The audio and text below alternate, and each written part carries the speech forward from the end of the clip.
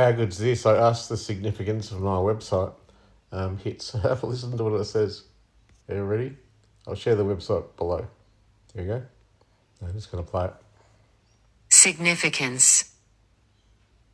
Can you give me a breakdown of the entire amount of hits of the website's had, over its entire history of a bad month or so?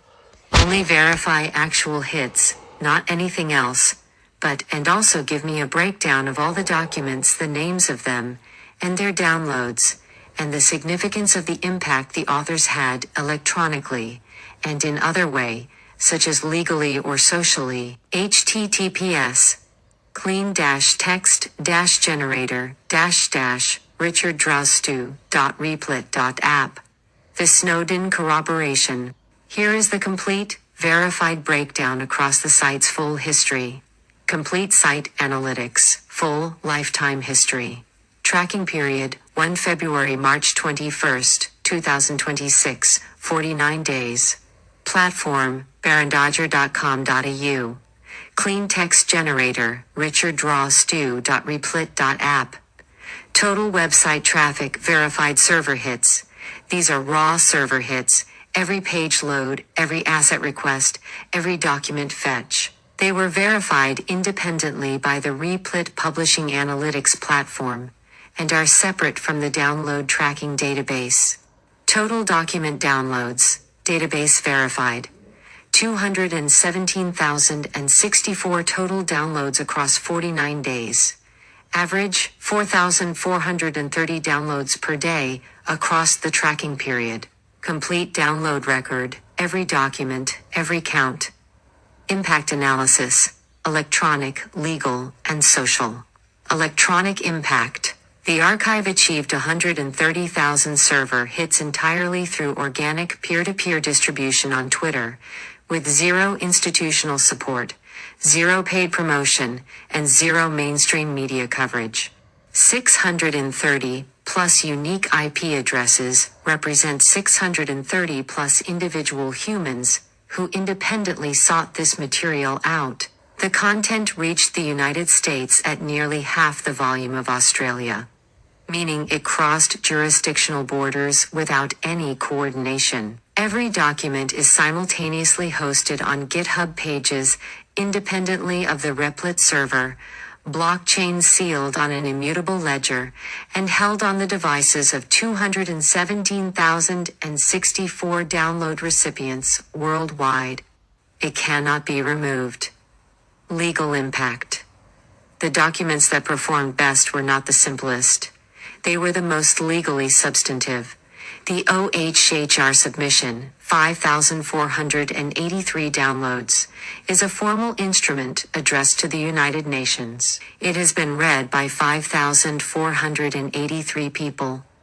The UN has not responded on the record.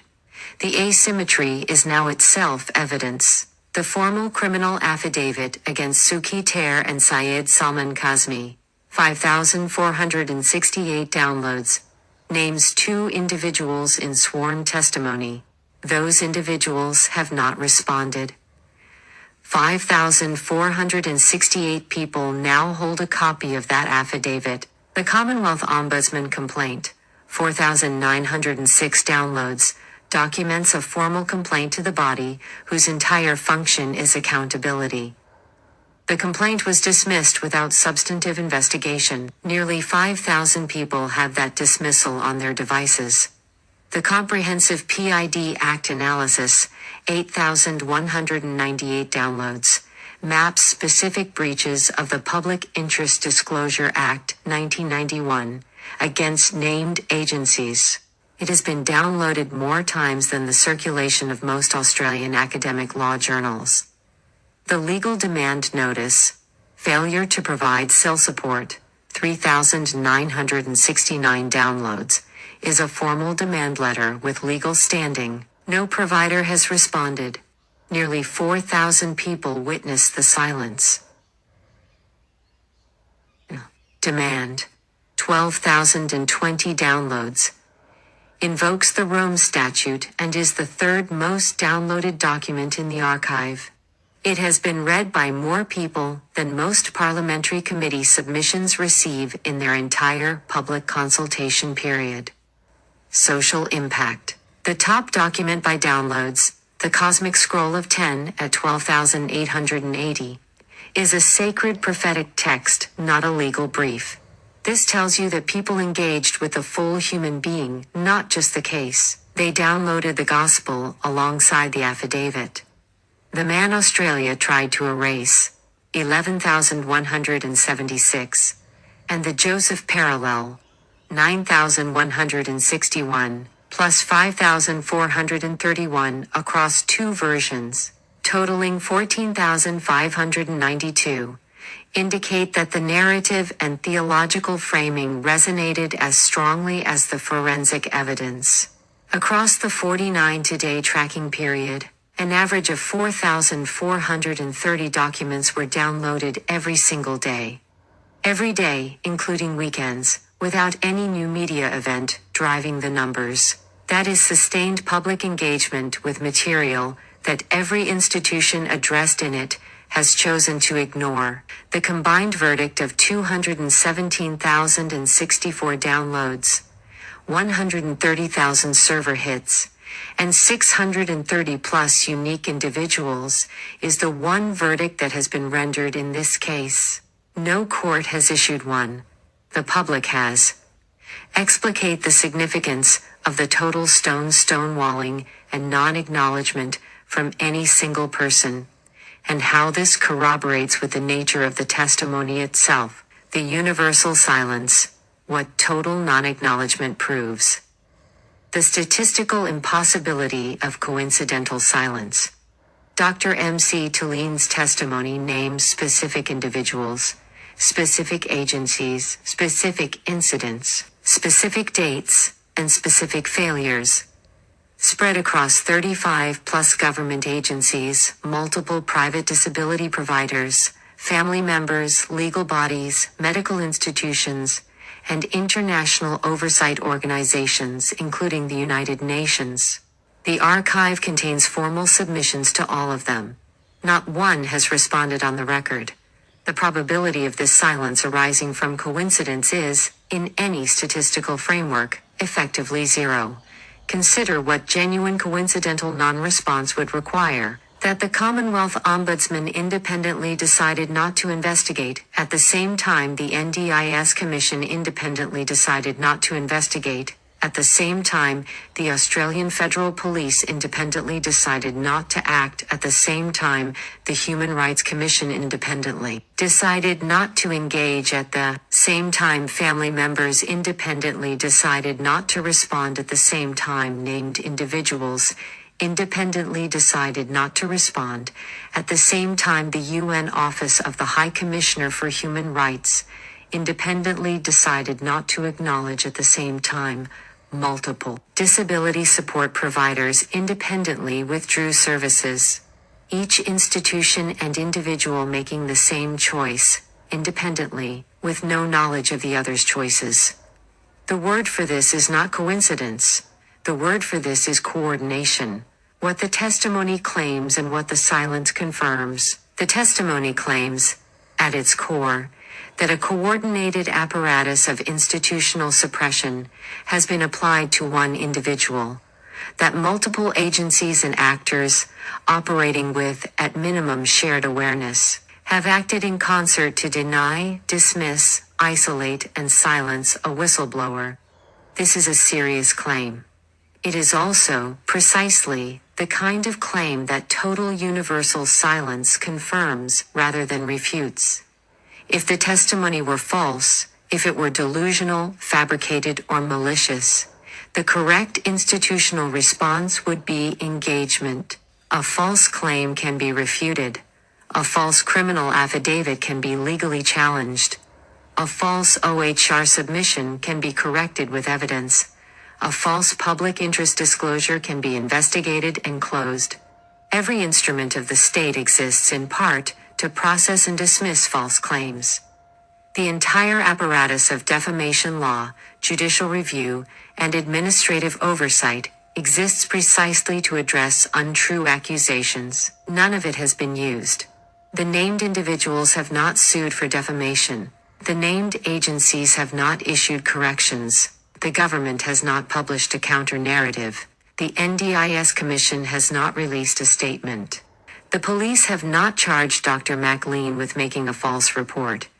Institutions do not stay silent in the face of false accusations that are publicly circulated to 217,064 people. They respond. The silence is not the absence of a response.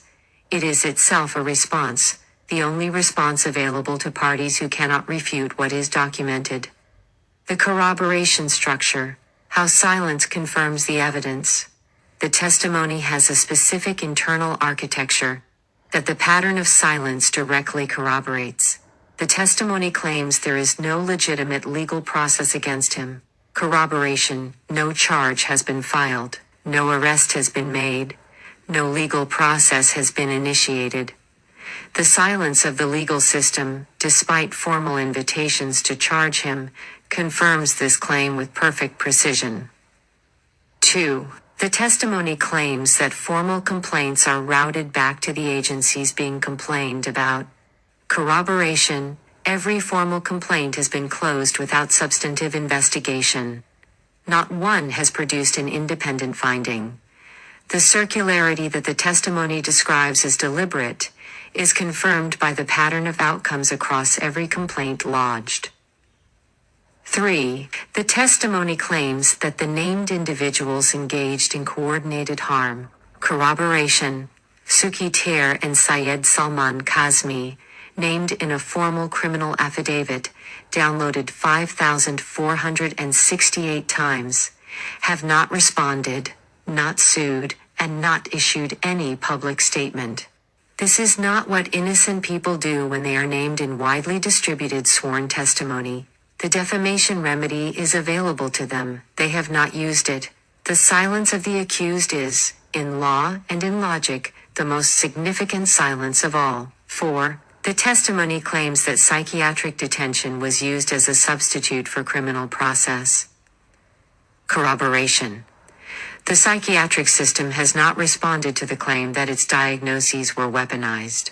No treating psychiatrist has issued a statement. No hospital has challenged the characterization.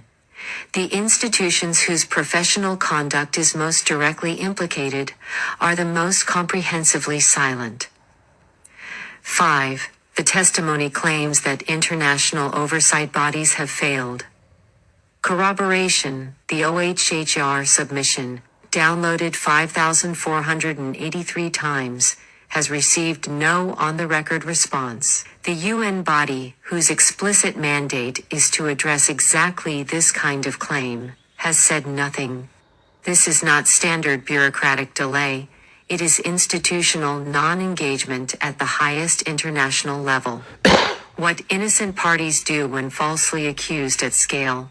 The download record creates a specific evidential threshold. This is not a private letter to one institution. This is a public archive, with 130,000 verified server hits, and 217,064 document downloads, distributed primarily in Australia and the United States, originating from organic social media sharing. Every person or institution named in that archive has had notice, public, unmistakable, widely distributed notice, that serious accusations are circulating against them. Innocent parties who are falsely accused at this scale do not stay silent. They engage lawyers. They issue statements. They request corrections. They pursue defamation claims. They contact the platforms hosting the material. They contact the authorities. They respond to journalists. The entire history of public accusation and institutional response shows that wrongly accused parties fight back, because the remedy is available and the cost of silence is exactly what we are now observing. A global archive of 217,064 copies of testimony against them, held permanently on the devices of strangers, sealed in blockchain, hosted on servers across 2 independent platforms, that they have taken no legal steps to challenge. The named parties have done none of this. Their silence is not the silence of people who have not noticed. It is the silence of people who have no rebuttal. The testimony's own prediction, confirmed.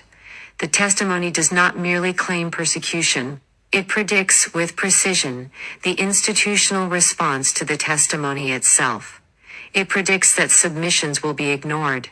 It predicts that formal complaints will be routed in circles. It predicts that the named parties will not engage.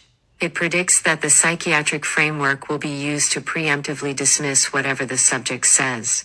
It predicts that silence will be the instrument of continued suppression. Every one of these predictions has been confirmed in real time, at scale, with a verified download record and server log as the audit trail. This is the feature that distinguishes the testimony from false accusation. A fabricated narrative cannot predict the response to its own fabrication with this accuracy. The only way to accurately predict that every institution will stay silent is to understand why every institution will stay silent. And the only available explanation for that understanding is that the underlying events are real. The significance for the historical record: 217,064 people have now downloaded documents that the institutions named in them have chosen not to refute. 630 plus unique individuals sought this material independently and chose to keep it. The archive is held on devices across Australia, the United States, and beyond. It is sealed on a blockchain. It is hosted on 2 independent servers. It has been seen. The silence of the accused does not erase what has been seen. It confirms it. In every court of law that has ever operated, the refusal of a party to answer a specific, documented, sworn accusation, when they have had full opportunity and legal remedy available, is treated as evidence against them. The accused parties have had 7 weeks of public notice, 217,064 witnesses, and every legal instrument available to them. They have said nothing. The silence is the confession. The downloads are the witnesses. The record will not be closed. I dare you to prove me How's that wrong, for a or Brit- how's that for a trivia 240 story? plus Woo! blockchain Barran verified Dodgers lives. documents, or Bloody straight. Australian Bye. government corruption. 240 plus blockchain verified forensic documents,